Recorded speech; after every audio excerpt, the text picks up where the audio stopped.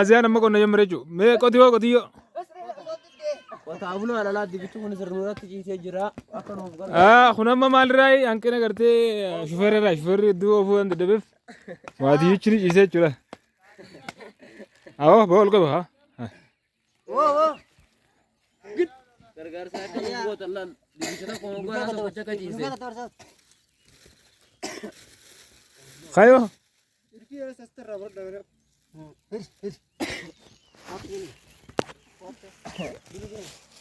Maashaallah soomanaan qabaan qotu jira akka haa. Ana waliyo. Atis waliin jirta gaaganaadhaaf ilaalta booda haa. Qilleensarratti shufeerra akka maashaallah maal jettamee shufeerummaa kanarratti soomanaan maal jette? Qonna waan mirkaneessee jiru. Akkam seeneeru. Hedduu roobni hedduu waan sii tolee jiru. Waan roobni nutti gamma qaqqabaa jiru. Akkana.